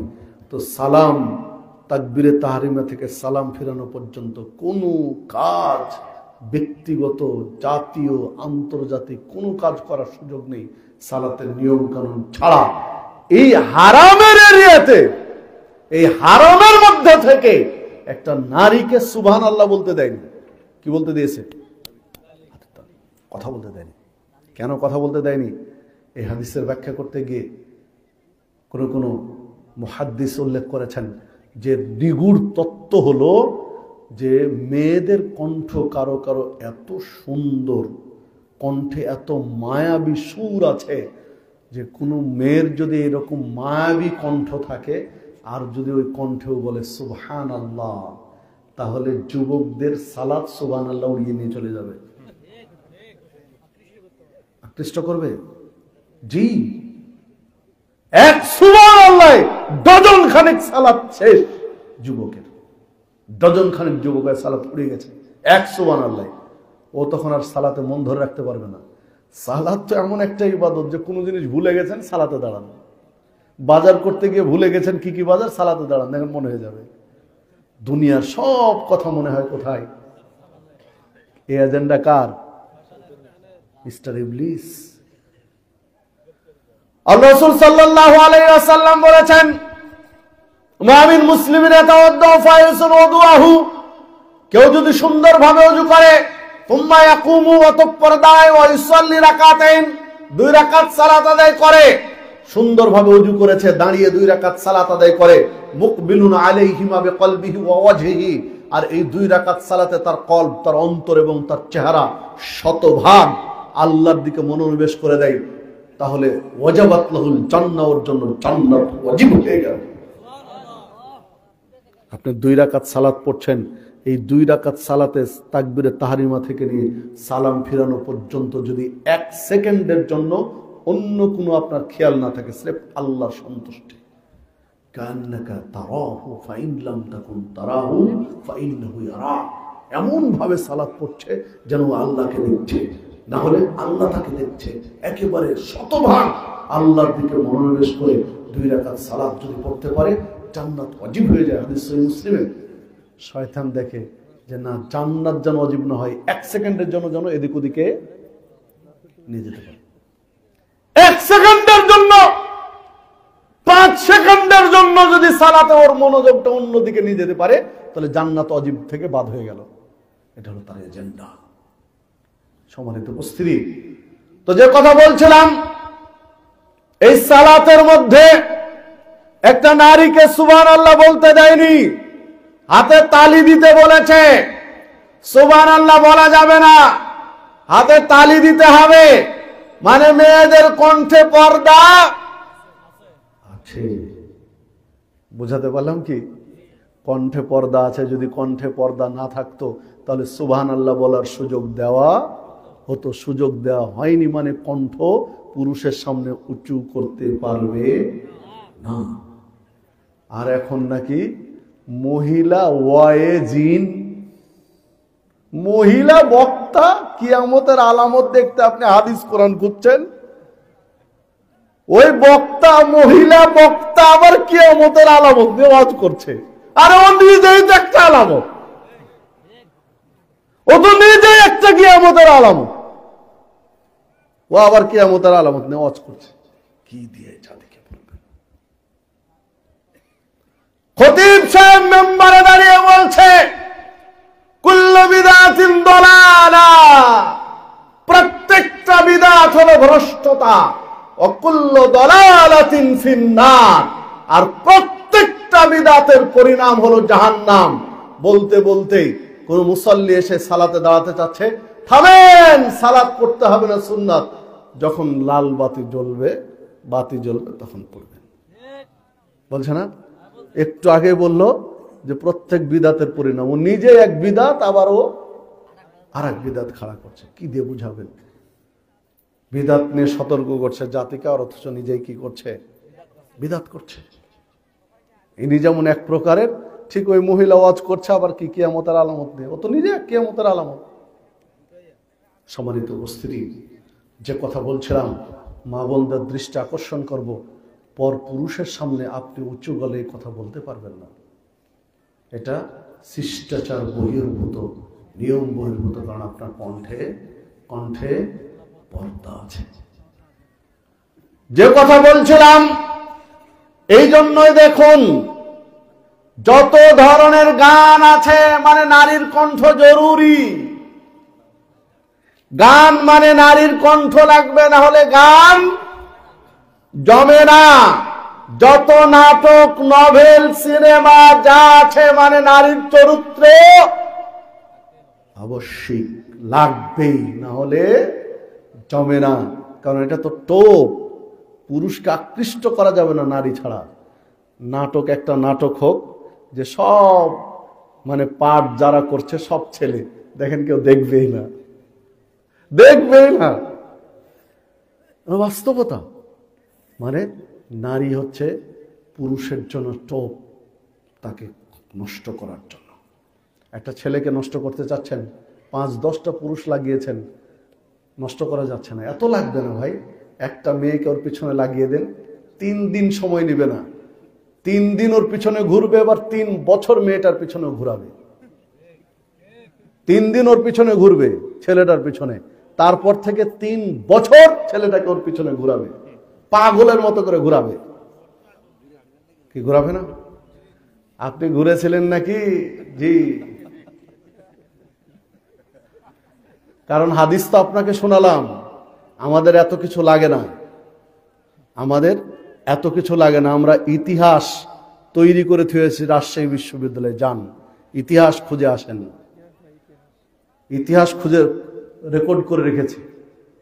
যখন প্রক্টর অফিসে একটা কাজে গিয়েছিলাম, প্রায় আমরা 15-20 জন ছিলাম, তখন প্রক্টর সাহেব, প্রফেসর উনি, রাজশাহী ইউনিভার্সিটির একটা ডিপার্টমেন্টের প্রক্টর স্যার বলছেন, তোমরা প্রত্যেকের নাম বলো, জেলার নাম বলো, নিজের নাম আর জেলার নাম, নিজের নাম আর জেলার নাম।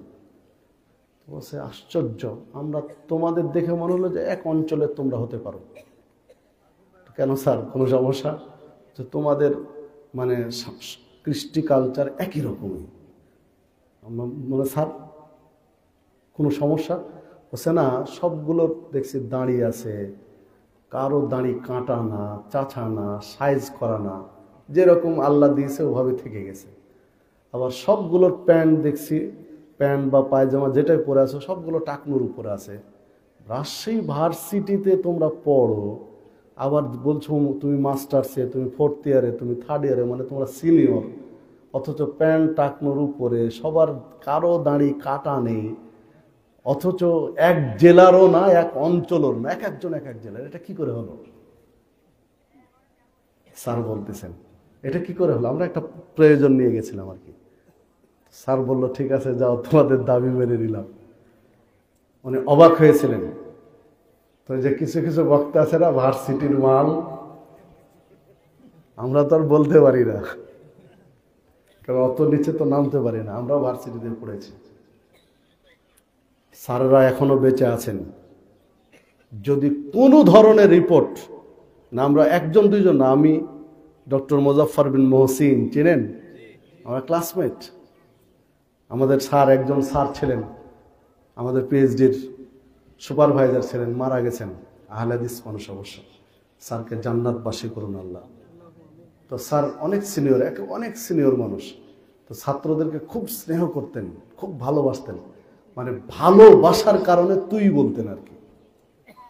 তো আমি এবং মোজাফফর বিন মোহসিন আমরা খুব কাছের বন্ধু, খুব ক্লোজ বন্ধু।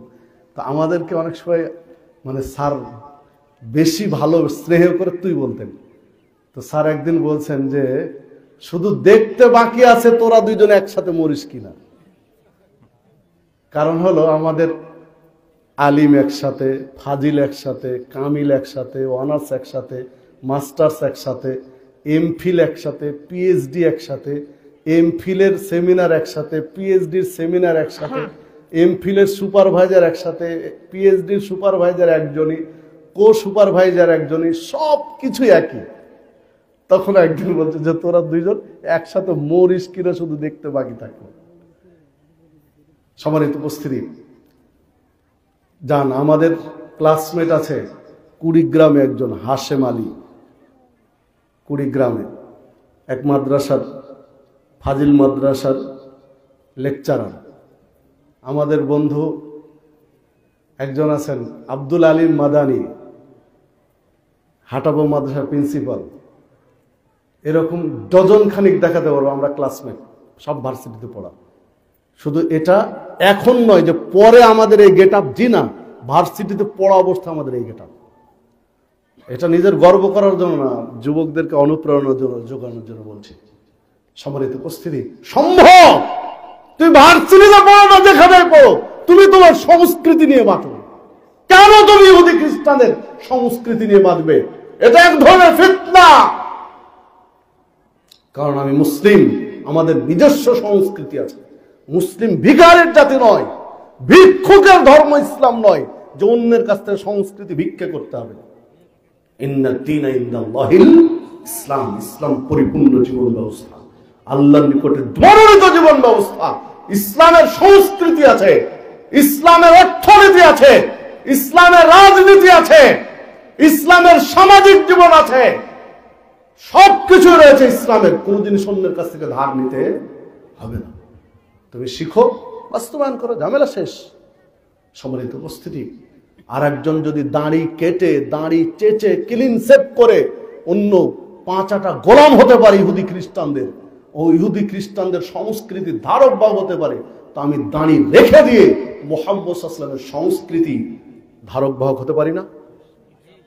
একজন টাকনুর নিচে কাপড় পরে, মাটি ছেঁচিয়ে, গু গোবর ভরিয়ে যদি ইহুদি খ্রিস্টানদের সংস্কৃতির পূজারী হতে পারে, তো আমি মুহাম্মদ সাল্লাল্লাহু আলাইহি ওয়াসাল্লামের সংস্কৃতির অনুসারী টাকনুর উপরে কাপড় পরে প্রমাণ করতে পারি না?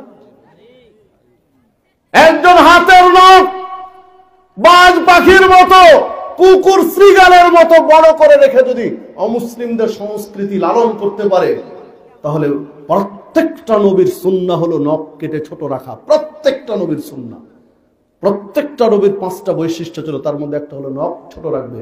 তো নখ ছোট রেখে আমি নবীদের সুন্নাহ পালন করতে পারি না?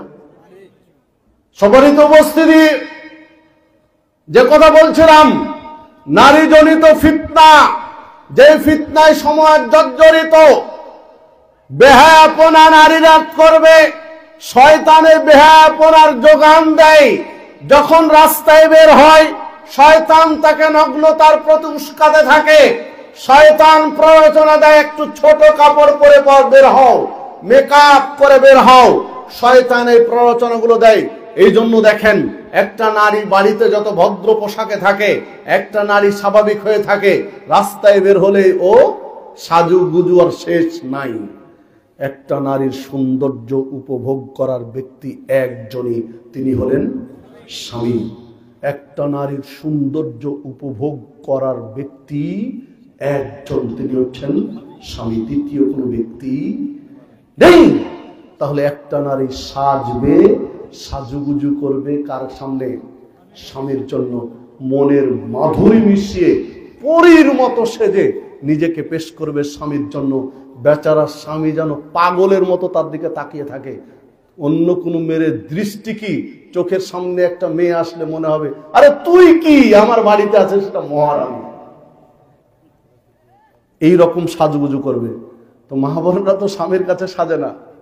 স্বামী বেচারা বোকার মতো টাকা পয়সা দিয়ে লিপস্টিক, সোনা, আলকাতরা কিনে দেয়, আর ও সাজুগুজু করে রাস্তার মানুষের জন্য, রাস্তার রিক্সাওয়ালা, ভ্যানওয়ালা, দোকানদারের জন্য সাজুগুজু করে যায়, কিনে দেয় বোকার মতো, আর সাজুগুজু করে মানুষের জন্য। সম্মানিত উপস্থিতি, সাজুগুজু হবে স্বামীর জন্য। যত পরকীয়া, আপনার এলাকায় 20টা পরকীয়ার তালিকা করেন, একান্তে তাদের সাথে সাক্ষাৎকার নেন, 20টার 20 জনই পাবেন যাদের স্ত্রী স্বামীর মধ্যে দাম্পত্য জীবনের সুখকর নয়, তারাই পরকীয়ায় জড়িয়েছে। নেন, 20 জনে 20 জনই পাবেন, 18 জন নয়। স্বামী স্ত্রীর মধ্যে যাদের নিগুড় সম্পর্ক, গভীর ভালোবাসা নেই, এই সব স্বামী স্ত্রী পরকীয়ায় লিপ্ত হয়েছে। তো হবে না কেন? কারণ স্বামীর জন্য তো সাজে না, সাজে রাস্তার মানুষের জন্য। বিদায় রাস্তার মানুষের সাথে ভালো সম্পর্ক হয়েছে, আর ঘরের মানুষটা পর হয়ে গেছে। এই ঘরের মানুষটা আবার আরেকজনের, এর জন্য যে সেজেছে ওর পিছনে ছুটছে। ঘটনা এটা না? ঘটনা তো এটাই। ওর স্ত্রী আরেকজনের পিছনে ছুটছে, আর এই স্বামী আরেকটা মেয়ের পিছনে ছুটছে। এর জন্য যে সেজেছে তার পিছনে ছুটছে, আর যার জন্য সেজেছে ও তার পিছনে ছুটছে। সমান সমান আসতে হবে। জি, স্ত্রীদেরকে সাজতে হবে স্বামীর জন্য। স্বামী আগলিয়ে থাকবে, অন্য কোন নারীর দিকে চোখ যাবে না। যাবেন, এটাই স্বাভাবিক। এই ফিতনা থেকে বেরিয়ে আসতে হবে। সিনফান মিন আহলিন নার, 2 শ্রেণীর মানুষ জাহান্নামে যাবে। আমার হুমায়দেরকে আমি দেখিনি।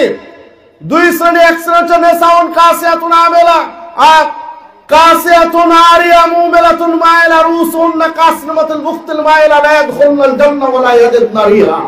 এমন নারী যে পোশাক পরে নগ্ন থাকে, অন্যকে নিজের দিকে আকৃষ্ট হয়, নিজে অন্যের দিকে আকৃষ্ট হয়, এই নারী জান্নাতে যাবে না, জান্নাতের সুগন্ধি পর্যন্ত পাবে না। সহিহ মুসলিমের 7376 নম্বর হাদিস। সম্মানিত উপস্থিতি, পোশাক পরে যদি শরীরের অঙ্গ প্রত্যঙ্গ দেখা যায় কোনো নারীর, তাহলে ওই নারী জান্নাতে যাবে না। নারীদেরকে ইসলাম সবচেয়ে দামি সম্পদ হিসেবে বলেছে। আল্লাহ সুবহানাহু বলছেন ইন্নাল মারআতা, আল্লাহ সুবহানাহু বলছেন যে এই পৃথিবী হচ্ছে ভোগ্যপূর্ণ বস্তু, আর এই পৃথিবীতে সবচেয়ে মূল্যবান বস্তুর নাম হচ্ছে আল মারআতুস সালিহা, সতী সাধী নারী। ইন্নাদ দুনিয়া কুল্লুহা মাতা ওয়া খায়রু মাতাইদ দুনিয়া আল মারআতুস সালিহা। এই পৃথিবী হচ্ছে দামি সম্পদ, আর এই পৃথিবীতে সবচেয়ে দামি সম্পদ হচ্ছে সতী সাধী নারী।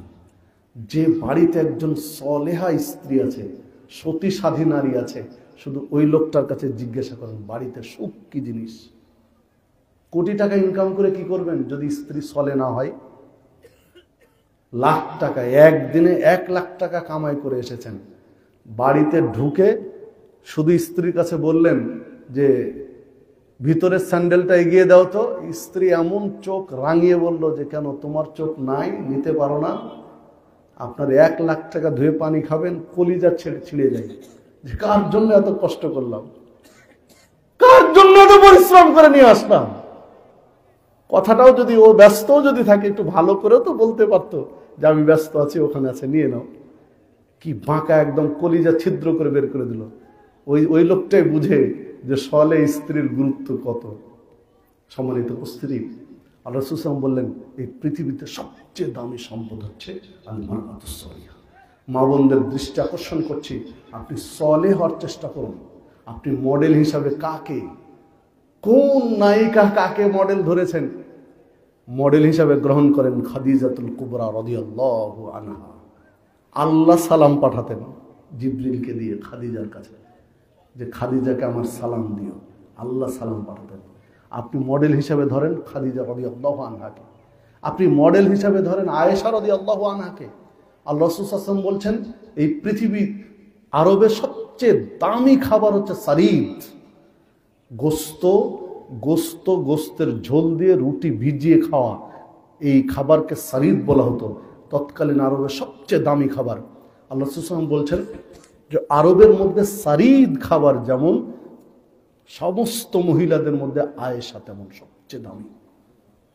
আপনি আয়েশা রাদিয়াল্লাহু আনহাকে মডেল হিসেবে ধরেন। আয়েশা রাদিয়াল্লাহু আনহাকে মডেল হিসেবে ধরেন মানে কি জানেন?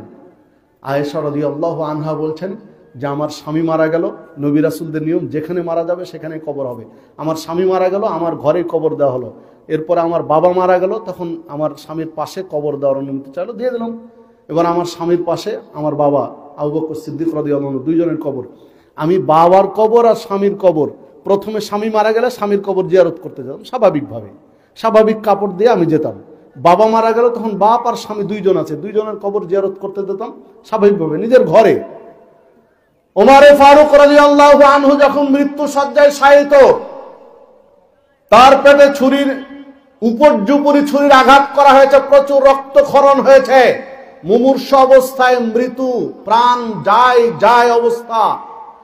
ওমর রাদিয়াল্লাহু আনহু পত্র লিখলেন আয়েশা রাদিয়াল্লাহু আনহার কাছে যে নবী মুহাম্মদ সাল্লাল্লাহু আলাইহি ওয়াসাল্লাম মারা গেছেন, তার পাশে শুয়ে আছেন আবু বকর সিদ্দিক, পাশে আরেকটা জায়গা আছে, যদি আপনি অনুমতি দেন তাহলে আমি ওখানে শায়িত হতে রাজি।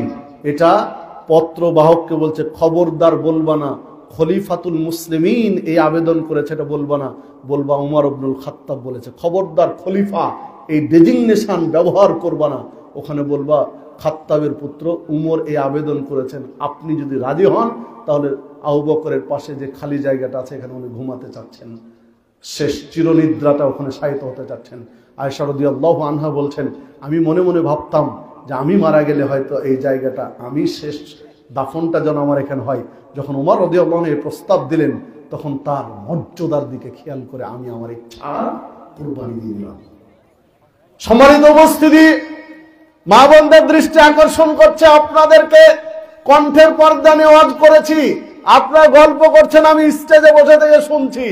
তাহলে কি হবে সারা রাত ইউসুফ জুলেখার কাহিনী শুনিয়ে সকালবেলা যদি প্রশ্ন করেন জুলেখা ছেলে না মেয়ে? সারা রাত ইউসুফ জুলেখার কাহিনী চললো, সকালে জিজ্ঞাসা করছেন জুলেখা ছেলে না মেয়ে? তো আপনার একটু আগে কত বিস্তারিত বললাম যে কণ্ঠে পর্দা আছে, আরে যারা ধর্ম মানে না তারও তো সব, ওই মহিলা তো আসেনি এই জায়গায়। যে মহিলা ধর্ম মানে না তার তো সভা আলাদা, এই সভা না। টুংটাং নাচের সভা হচ্ছে তার। আপনার ধর্ম মানেন, আপনারা এখানে এসেছেন, আপনাদেরকে নসিহত করার পরেও যদি আপনার গল্প করেন স্টেজে বসে থেকে পুরুষ মানুষ আমরা আপনাদের কণ্ঠের আওয়াজ পাই, তাহলে এই এত দূর ওয়াজ করে লাভটা কি হলো বলেন দেখি। যে কথা বলছিলাম, আয়েশা রাদিয়াল্লাহু আনহাকে মডেল হিসাবে ধরবেন মানে, আদর্শ হিসাবে ধরবেন মানে, আয়েশা রাদিয়াল্লাহু আনহা বলছেন, এইবার আমার স্বামীর পাশের কবরে আমার বাবার পাশের কবরে ওমরে ফারুক রাদিয়াল্লাহু আনহু একটা বেগানা পুরুষ ঘরে শায়িত হয়েছে। এবার যদি আমি আমার স্বামীর কবর জিয়ারত করতে যেতাম তো বড় চাদর দিয়ে নিজের সবকিছু ঢেকে তারপরে কবর জিয়ারত করতে যেতাম, যেহেতু এখানে একজন বেগানা পুরুষ আছে। আয়েশা রাদিয়াল্লাহু আনহা কবর বেগানা পুরুষের কবর থেকে পর্দা করছেন, আর আপনি জলজ্যান্ত মানুষকে পর্দা করেন না। কি ওয়াজ হবে কর? দেবরের হোন্ডায় চড়ে ভাবি ওয়াজ শুনতে এসেছে, দিয়ে যদি আবেদন করেন যে পর্দার ওয়াজ করেন তাহলে হবে। যে কথা বলছিলাম, আয়েশা রাদিয়াল্লাহু আনহা বলছেন, গভীর রাত্রিতে ঘুম ভেঙে গেলে আমার স্বামীকে পাশে পাচ্ছি না। অন্ধকার রাত্রি, বিছানা অন্ধকারে আমি হাত দিয়ে হাতড়াচ্ছি, খুঁজে দেখছি যে কোনো মাথায় চলে গেছেন কিনা। গোটা বিছানা খুঁজলাম, অথচ কোথাও আমার স্বামী নেই। তখন ভাবলাম যে আমার স্বামী কি অন্য কোনো স্ত্রীর কাছে চলে গেলেন এই গভীর রাত্রিতে। আমি একটু খোঁজার জন্য বের হলাম, তো দেখলাম মুহাম্মদ সাল্লাল্লাহু আলাইহি ওয়াসাল্লাম আস্তে আস্তে হেঁটে হেঁটে চলে যাচ্ছেন, সামনে চলে যাচ্ছেন। তখন আমি বড় চাদর দিয়ে নিজেকে ঢেকে নিয়ে আমিও পিছনে পিছনে চললাম, দেখি আজকে কার কাছে যাচ্ছেন, কোথায় তিনি যাচ্ছেন, বড় চাদরে ঢেকে নিয়ে। কখনকার ঘটনাটা বলেন তো? কেমন রাত? গভীর রাত, শেষ রাতের কাহিনী, মানে রাত্রের 2/3 পরের কাহিনী, শেষ তৃতীয়াংশের কাহিনী। মানে আমাদের দেশের মোটামুটি রাত 2টার পরের ঘটনা, 2টা-3টা এইরকম সময়ের ঘটনা। 2টা-3টার সময় গভীর রাত্রে সব গোটা পৃথিবী নিঝুম। তখন তিনি বের হলেন বড় চাদর দিয়ে নিজেকে ঢেকে। দিনের বেলা, প্রকাশ্য দিনের বেলা বাড়ির বাইরে গরু চড়াচ্ছে, ছাগল চড়াচ্ছে, এই করছে সেই করছে, পর্দার বালাই নেই। গভীর রাত্রিতে আয়েশা রাদিয়াল্লাহু আনহা বের হলেন পর্দা করে। তিনি পিছনে অনুসরণ করতে করতে গেলেন, ছায়ার মতো সামনে চলে যাচ্ছে কে? আল্লাহ রাসূল সাল্লাল্লাহু আলাইহি ওয়াসাল্লাম। পিছনে অনুসরণ করতে করতে গেলেন, তিনি দেখলেন বাকিউল গারকাত, যেটাকে জান্নাতুল বাকি বলছে, আমরা তো বাকিউল গারকাত, এক মসজিদে নববীর তো পাশেই। বাকিউল গারকাতে তিনি দোয়া করছেন। তিনি আয়েশা রাদিয়াল্লাহু আনহা দূরে দাঁড়িয়ে দাঁড়িয়ে দেখছেন।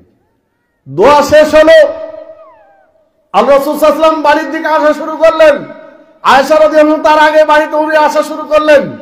আল্লাহ রাসূল আগে তো তিনি ওই মুখে ছিলেন, এবার যখন এই মুখে ঘুরেছেন, এবার তো উল্টো দিকে বাড়ির দিকে মুখ, তখন একটা ছায়ার মতো কাউকে দেখতে পাচ্ছেন। অন্ধকার রাত্রি তো বোঝা যাচ্ছে না মানুষ কি অন্য কিছু, মানুষ না অন্য কিছু বোঝা যাচ্ছে না, কিন্তু একটা ছায়া, অন্ধকার মানুষের মতো। আল্লাহ রাসূল সাল্লাল্লাহু আলাইহি ওয়াসাল্লাম একটু জোরে হাঁটলেন, কে মানুষ না অন্য কিছু দেখার জন্য একটু জোরে হাঁটলেন।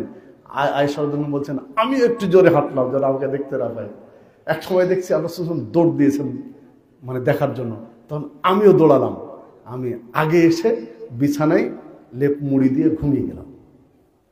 আমি এসে লেপ মুড়ি দিয়ে ঘুমিয়ে গেছি। আল্লাহ রাসূল সাল্লাল্লাহু আলাইহি ওয়াসাল্লাম ঘরে ঢুকলেন, ঘরে ঢুকে দেখেন যে আমি ঘুমিয়ে আছি মাথা ঢেকে। তো মাথার কাছে তিনি কান নিয়ে যা শুনছেন, আমি তো দৌড়ে এসেছি, তো মানে বড় বড় শ্বাস নিচ্ছি আর কি, যেহেতু দৌড়িয়ে এসেছি মোটা শ্বাস নিচ্ছি, জোরে জোরে শ্বাস নিচ্ছি। তখন আল্লাহ রাসূল সাল্লাল্লাহু আলাইহি ওয়াসাল্লাম বলছেন, ও আয়েশা তুমি ছিলে তাহলে ওটা নাকি? আমার উদ্দেশ্য হলো মা বোনদেরকে যে আপনি আদর্শ হিসাবে গ্রহণ করেন আয়েশা রাদিয়াল্লাহু আনহাকে। দেখেন গভীর রাত্রিতে কোনো পুরুষ দেখবে না, হয়তোবা কোনো পুরুষ দেখবে না নিশ্চিত, তারপরেও যদি কেউ চলে আসে, গভীর রাত্রিতে বের হয়েছেন বড় চাদর দিয়ে নিজেকে ঢেকে, আপনি তাকে অনুসরণ করেন।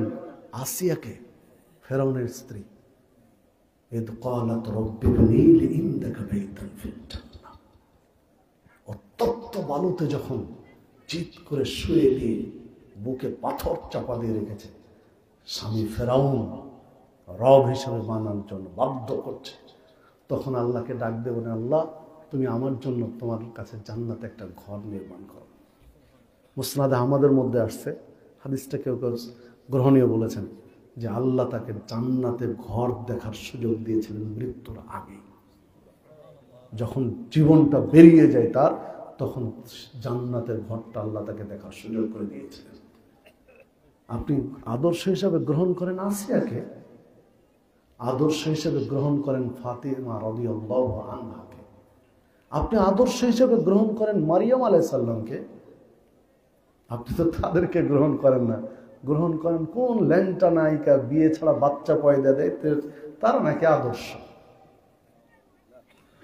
সম্মানিত উপস্থিতি, নারীর ফেতনা একরকম, যুব সমাজ নারীর ফেতনায় ঢুকে আছে, ডুবে আছে। কলেজে পড়ে, ভার্সিটিতে পড়ে, হাই স্কুলে পড়ে, মানে প্রেম প্রীতি ভালোবাসার শেষ নেই, অবৈধ সম্পর্কে জড়িয়ে রয়েছে। বড় ফিতনা হচ্ছে মুসলিমদের সংস্কৃতি। এই যে আজকে ডিসেম্বরের কত তারিখ, 29 তারিখ, কালকে 30 তারিখ, তারপরে 31st নাইট। ভাই কাদের সংস্কৃতি? তুই মুসলমানের বাচ্চা, 31st নাইট যদি মুসলিম কোনো না দিবস পালন করতো, বর্ষবরণ, তাহলে সেটা হতো পহেলা মুহররম, তাই না? বর্ষবরণ যদি জায়েজ থাকতো তাহলে হিজরি বর্ষবরণ করত মুসলিমরা। ইসলামে বর্ষবরণ নেই, এই জন্য যদি বলি তাহলে দেখেন যে আমরা আরবি মাসের খবরই রাখি না, কারণ বর্ষবরণের কোনো বার্তা নাই তো। ইহুদি খ্রিস্টানদের, ঈসাই এই 29 ডিসেম্বর 2024, এটা কি? ইং মানে কি? ইংরেজি। আরো যদি ডিপে যায় তাহলে এটাকে কি বলা হয়? 2024 খ্রিস্টাব্দ। আরো যদি ডিপে যায় তাহলে এটাকে কি বলা হয়? মুরব্বীরা আগের, এখনকার যুবকরা এই শব্দ ব্যবহার করে না, ওরা বুঝতেই পারবে না, ইতিহাস শেষ হয়ে গেছে। ঈসাই কি? ঈসাই 2024 ঈসাই। আগের বইগুলো দেখেন, আগের প্রিন্ট, আজ থেকে 40-50 বছর আগে যে বই প্রিন্টগুলো হয়েছে, সেখানে দেখেন যে 1950 ঈসাই, খ্রিস্টাব্দের জায়গায় ঈসাই শব্দ লেখা আছে। সম্মানিত উপস্থিতি, তো এইটা হলো ঈসাই। ঈসাই কারা? ঈসা আলাইহিস সালামের অনুসারী কারা? খ্রিস্টানরা। এই তারিখ হচ্ছে খ্রিস্টানদের। খ্রিস্টানরা 31st নাইট পালন করে, আর তুমিও 31st নাইট পালন করো। মান তাশাব্বাহা বিকাউমিন ফাহুয়া মিনহুম, যে যাদের সাদৃশ্য গ্রহণ করবে সে তাদেরই অন্তর্ভুক্ত। কিসের 31st নাইট? কোন মুসলমানের বাচ্চা 31st নাইট পালন করতে পারে? হিন্দুরা পুজো করে, ওরা 31st নাইট পালন করে, তুমি কেন এখানে? তোমার তো এই নাইট নয়, তোমার জন্য তো নাইট আছে, লাইলাতুল কদর। তোমার যত নাইট আছে তুমি সেটা পালন করো। কোন খ্রিস্টান তো লাইলাতুল কদর পালন করে না, কোন ইহুদি তো লাইলাতুল কদর পালন করে না, কোন হিন্দু তো লাইলাতুল কদর পালন করে না, তুমি কেন তাদের 31st নাইট পালন করো? একটা হিতাহিত জ্ঞান থাকলে এই বুঝগুলো আসে। আমরা দোষ যুবকদের দেব না। আমরা আজীব বাংলাদেশ, শতকরা 95 জন মুসলমান, অথচ এগুলো ইতিহাস শিক্ষা ব্যবস্থায় নেই। আগডুম বাগডুম ঘোড়াডুম সাজে এগুলো শিক্ষা, এগুলো যদিও কিছু চেঞ্জ হয়েছে, কিন্তু সেই অমুসলিমদের সংস্কৃতি নিয়ে শিক্ষা ব্যবস্থা সাজানো আছে। কোরআন এবং সুন্নাহ ভিত্তিক প্রকৃত জ্ঞান ছাত্রদের মাথায় দেওয়া হয় না, ওরা শিখবে কোত্থেকে? ভাই যেহেতু নাই, ভাই যেহেতু এগুলো নাই, বিধায় তোমরা নিজ তাগিদে শিখো ভাই। নিজের জীবন বাঁচার জন্য, নিজের পরিবার বাঁচার জন্য নিজের তাগিদে শিখো। এটা তো সরকার শিখাবে না। একদল যাবে আর একদল আসবে, শুধু টাকার এপিঠ আর ওপিঠ চেঞ্জ, এতটুকুই। তেমন কোনো পরিবর্তন আসে বলে হবে আল্লাহ ভালো জানেন। সম্মানিত উপস্থিতি, আলোচনা শেষ প্রান্তে এসে, যেহেতু রাত ভারী হচ্ছে, আপনারা ধীরে ধীরে উঠে যাচ্ছেন, মানে গুটিয়ে নেওয়া দরকার। তো শেষ পর্যায়ে এসে উদাত্ত আহ্বান জানাবো যে আমাদেরকে কোরআন এবং সুন্নাহ ভিত্তিক জীবন গঠন করতে হবে। প্রশ্নোত্তর আছে, দু একটা দিচ্ছি। জি, তো যে কথা বলছিলাম, নানান ধরনের ফিতনা সমাজে চালু আছে, ফিতনাগুলো থেকে সরে আসতে হবে। এটা সুখের খবর নিঃসন্দেহে যে যুব সমাজ এ ধরনের ধর্মীয় অনুষ্ঠান করেছে। যে যুব সমাজ নোংরামিতে 3 দিন পরে 31 নাইট হবে, ওটার প্রস্তুতি নেওয়ার কথা, ওইটা বাদ দিয়ে সুন্দর একটা ব্যবস্থা নিয়েছে। স্বাগত জানাই এই যুব সমাজকে, ধন্যবাদ জানাই এই যুব সমাজকে যে ভাই, বক্তব্যের সাথে মুনাফিকি দরকার নেই, তোমরা সুন্দর আয়োজন করেছো, এই এলাকার মানুষকে কোরআন এবং সুন্নাহ শোনার সুযোগ করে দিয়েছো। খবরদার তোমরা 31 নাইট পালন করো না, খবরদার এই পথে যেও না। তোমরা ভালো কাজ করেছো, দোয়া করি আল্লাহ রাব্বুল আলামিন তোমাদেরকে মুসআব বিন উমাইরের মতো কবুল করুন। দোয়া করি আল্লাহ তোমাদেরকে আসআব বিন জুরারার মতো কবুল করুন। দোয়া করি আল্লাহ তোমাদেরকে খালিদ বিন ওয়ালিদের মতো কবুল করুন। দোয়া করে আল্লাহ তোমাদেরকে আলী রাদিয়াল্লাহু আনহুর মতো করে কবুল করুন। ঘুরে দাও, সমাজ চেঞ্জ হয়ে যাবে ইনশাআল্লাহ। যুব সমাজ যদি চেঞ্জ হয়ে যায়, সমাজ চেঞ্জ হতে বাধ্য। যদি এই পাড়ার 50টা যুবক ঐক্যবদ্ধ হয় যে আমরা এই পাড়ায় কোনো নারী হেনস্থার শিকার হতে দিব না, তাহলে যে 3, 4, 5টা বকাটে আছে, কলিজা কাঁপবে একজনকে ডিস্টার্ব করতে গেলে, কাউকে ইভটিজিং করতে গেলে 36 বার কলিজা কাঁপবে যে 50 জন বিপক্ষে দাঁড়িয়ে আছে। যদি বুঝতে পারে তো জিভ টিনে বের করে নেবে, কারণ যুবকরাই প্রতিরোধ করতে পারে, মুরব্বীরা তো প্রতিরোধ করতে পারবে না।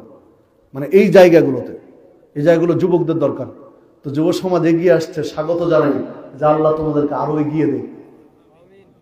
আল্লাহ রাব্বুল আলামিন এই মাহফিলকে কবুল করে নিন।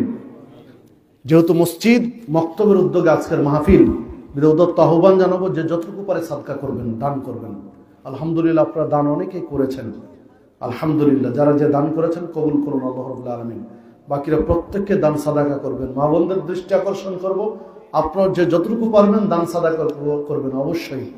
আর আরেকটা ছোট্ট ঘোষণা দেই যে আমার লেখা বেশ কিছু বই আছে, স্টেজে পাবেন। যারা চাইবেন বইগুলো সংগ্রহ করবেন। বিশেষ করে একটা বইয়ের কথা বলি, ঈমান ভঙ্গের কারণ। কি কি কারণে একজন মানুষের ঈমান ইসলাম ভেঙে যায়, এই বইটা সকলের পড়া উচিত, প্রত্যেক পরিবারে রাখা উচিত। আর যারা ব্যবসা বাণিজ্য করেন, ব্যবসা বাণিজ্য যারা মজা লাগে, সুদ ঘুষ অবৈধ ব্যবসা, একটু পড়েন, হালাল ব্যবসা করেন। না হলে কি করবেন টাকা দিয়ে? কবরে টাকা বাঁচাতে পারবে না, টাকাও বাঁচাতে পারবে না, ক্ষমতাও বাঁচাতে পারবে না। না হলে গেঞ্জি পরে দাড়ি সেভ করে পালানো লাগে, লুঙ্গি গেঞ্জি পরে দাড়ি ক্লিন সেভ করে কি পালাতে হয়? যদি টাকা বা ক্ষমতায় বাঁচাতে পারতো, টাকাও বাঁচাবে না, ক্ষমতাও বাঁচাবে না, ঈমান আমল নিয়ে বাঁচতে হবে। আর ছোট্ট একটা বই, রিয়া, সেলফি রোগে সবাই ডুবে আছে, লোক দেখানো আমলে। বাপের কবর দিচ্ছে, বাপের লাশ নামাচ্ছে, তখনও সেলফি তুলছে। তো এই রোগগুলো থেকে বাঁচা দরকার। ছোট্ট একটা বই, 20 টাকা দাম, প্রত্যেকে 1 কপি নিয়ে পড়েন, পরস্পরকে হাদিয়ে দেন। যদি আমলটা চেঞ্জ করতে পারে, সঠিক পথে আসতে পারে, সারা জীবন নেকি পাবেন। সকলকে চলে যাওয়ার সময় কয়েক মিনিটের মধ্যে শেষ করে দিচ্ছি, যাওয়ার দরকার নেই, শেষ করে যাবেন। যারা এসেছেন দান সাদাকা করেছেন আলহামদুলিল্লাহ, যারা করেননি যতটুকু পারবেন দিবেন, হোক 5 টাকা, হোক 10 টাকা। জি ছাড়েন।